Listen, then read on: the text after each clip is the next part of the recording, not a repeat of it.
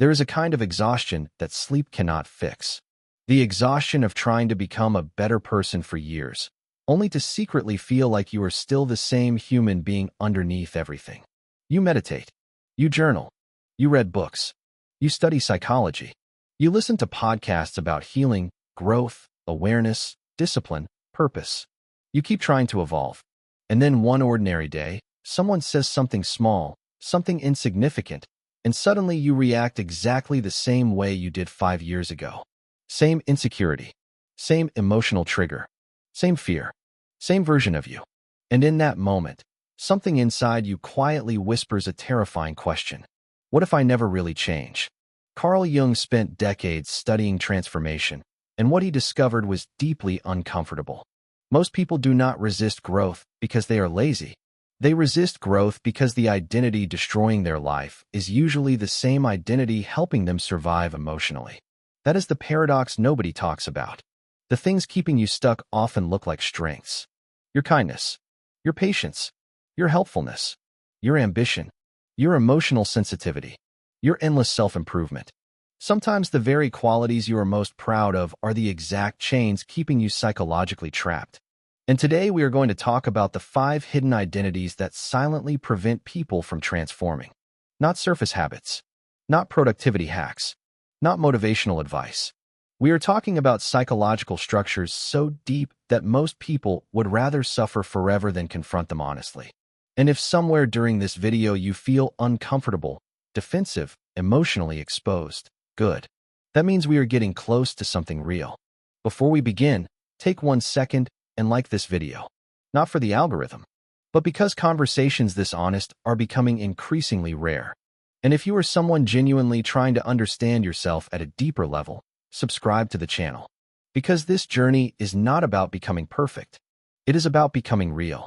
The first thing that must die is the mask you call being a good person. Most people spend their entire lives performing emotional acceptability. Think carefully about your last week. How many times did you say yes when your body wanted to say no? How many times did you smile through disrespect just to avoid conflict? How many times did you silence your real thoughts because you were afraid of being misunderstood? How many times did you abandon yourself in small, invisible ways just to maintain emotional peace with other people? And every time you did it, you probably told yourself the same thing. I am just trying to be a good person. But Jung would ask a brutal question. Are you truly being good? Or are you terrified of rejection? Because those are not the same thing. Jung called this the persona, the social mask, the carefully constructed version of yourself designed to gain approval, avoid abandonment, and survive emotionally inside human relationships. And here's the terrifying part. The longer you perform a mask, the harder it becomes to remember who you are underneath it. Many people are not living. They are acting. Acting agreeable. Acting calm. Acting emotionally mature. Acting endlessly understanding. And the performance becomes so automatic they mistake it for personality. But performing goodness is emotionally exhausting because the performance is driven by fear. Fear that if people saw the real you, they would leave. Fear that honesty would create rejection. Fear that authenticity would cost love. And eventually you become emotionally imprisoned by your own image. People praise you for being kind, but secretly you feel invisible. People admire your patience, but internally you feel resentment growing. People describe you as emotionally safe, but nobody actually knows you. Because the real you never enters the room. Only the performance does. And the tragedy is that applause for a performance never heals loneliness. It deepens it. Because you know the applause is not truly for you. It is for the role you learn to play. Carl Jung understood something most people never realize. The shadow is not only made of dark impulses. Sometimes the shadow contains the truth you were never allowed to express. Your anger, your selfishness, your boundaries, your disappointment, your exhaustion, your desire to stop carrying everyone emotionally. These things do not make you bad. They make you human. But many people learned very early in life that authenticity was unsafe. Maybe your family rewarded compliance.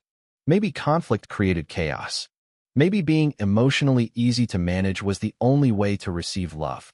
So you became agreeable, helpful, emotionally useful, and eventually you confused emotional survival with personality. But survival is not identity. And growth begins the moment you stop asking, how do I become more likable? And start asking, what am I afraid will happen if I become honest? That question changes everything. Because suddenly you realize the mask is not protecting your life anymore. It is preventing your life from beginning. And something strange happens when people finally stop performing goodness. They become calmer, not colder. They stop over-explaining themselves. They stop chasing approval. They stop collapsing emotionally every time someone misunderstands them. And for the first time in their life, they experience something incredibly rare. Internal stability. Not because everyone accepts them, because they finally accept themselves enough to survive disapproval. That is freedom, and most people never reach it. The second thing that must die is your addiction to being needed. This one hides behind empathy, behind generosity, behind helping people, behind being the strong one, the reliable one, the emotionally available one. And on the surface it looks beautiful. But Jung noticed something deeply disturbing about people whose entire identity revolves around helping others. Very often, they are not helping from fullness. They are helping from fear. Fear of irrelevance. Fear of abandonment. Fear that without usefulness, they have no value. This is why some people unconsciously surround themselves with emotionally broken individuals. Not because they enjoy suffering, because being needed gives them identity.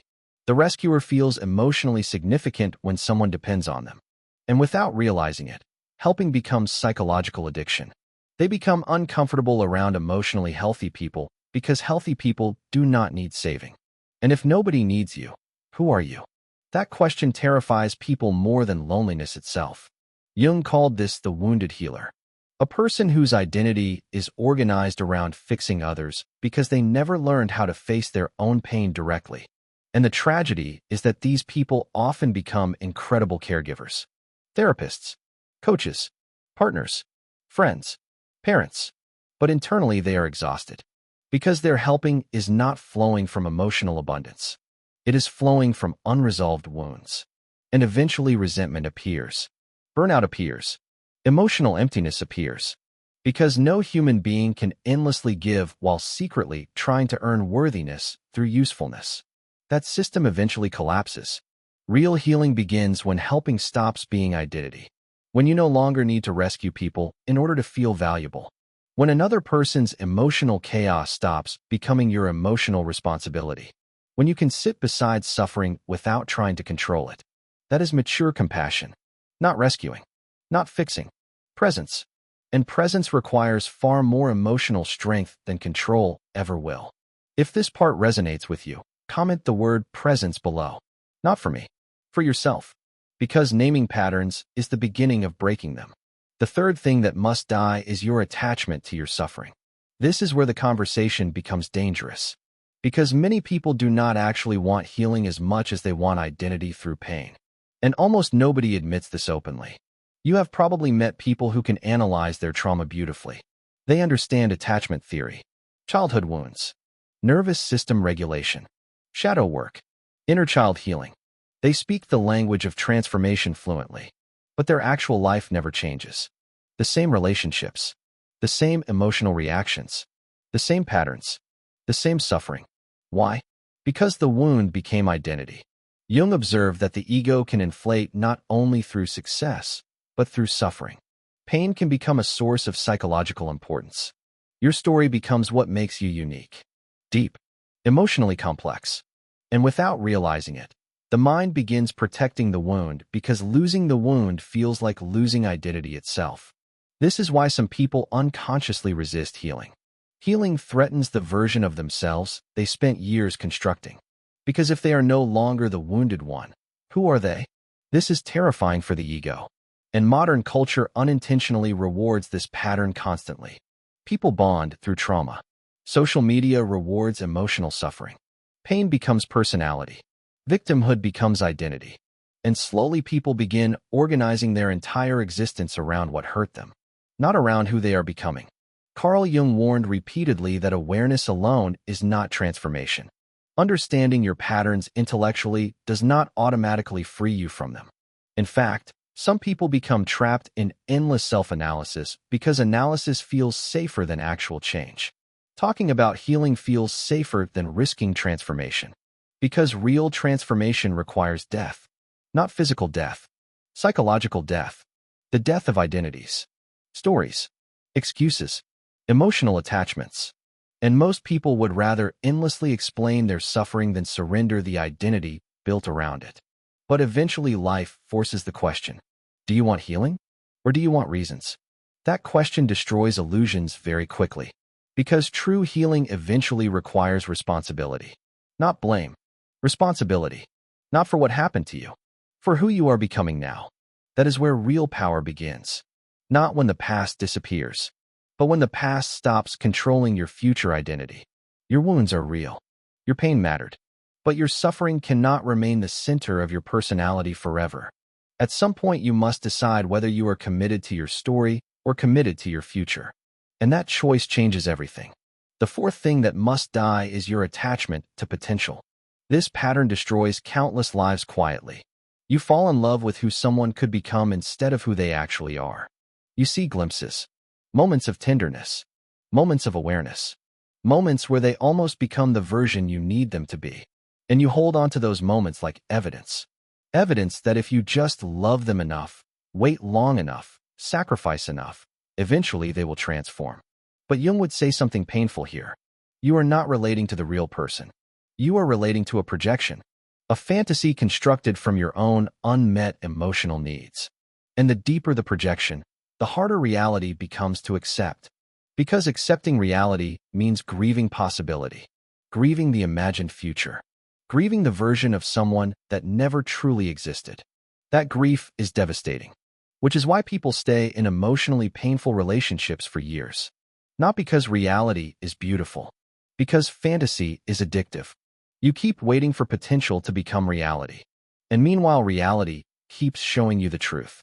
This person is emotionally unavailable. This person does not want to change. This person cannot love you the way you need. But instead of accepting the truth, the mind negotiates endlessly. Maybe if I am patient. Maybe if I communicate better. Maybe if I heal more. Maybe if I love harder. But love cannot force transformation. An emotional attachment to potential destroys clarity. Because you stop seeing people clearly. You start seeing stories, possibilities, dreams. And Jung believed projection is one of the greatest obstacles to real intimacy, because you cannot truly love someone you are not fully seeing. You are loving imagination. Real love begins when illusion dies. When you stop asking who someone could become and start asking who they consistently are. That question creates painful clarity. But clarity is freedom. Fantasy is emotional imprisonment. And many people spend years trapped inside emotional prisons built entirely from hope. The fifth and final thing that must die is the ideal version of yourself. This may be the hardest one of all, because modern culture worships self-improvement obsessively. Be more productive, more disciplined, more optimized, more healed, more successful, more emotionally evolved. And slowly people begin carrying an invisible image of who they think they should become. A perfected self, a future self. And every day they fail to reach that image, they quietly feel inadequate, not enough, behind, broken. And Jung saw something dangerous in this. The ideal self can become psychological violence. Because instead of inspiring growth, it creates endless self-rejection. You become addicted to fixing yourself because you secretly believe the current version of you is unacceptable. And that belief poisons everything, even growth itself. Suddenly, meditation is not peace. It is self-correction. Discipline is not empowerment. It is self-punishment. Healing is not liberation. It is another endless project proving you are still not enough. And the cruelest part is that society applauds this. People praise relentless self-optimization. But underneath it often exists deep self-hatred. The person is not growing because they love themselves. They are growing because they are trying to escape themselves. That is not transformation. That is psychological war. Jung's idea of individuation was radically different from modern self-improvement culture. He did not believe the goal of life was becoming perfect. He believed the goal was becoming whole, becoming more honestly yourself, including your flaws, your contradictions, your humanity, your strange individuality. Because your life is not meant to become a copy of someone else's ideal. It is meant to become an authentic expression of your own nature. And that changes everything. Suddenly, growth stops feeling like running. and starts feeling like returning home. You stop asking, how do I become enough? And begin asking, who am I underneath all this performance?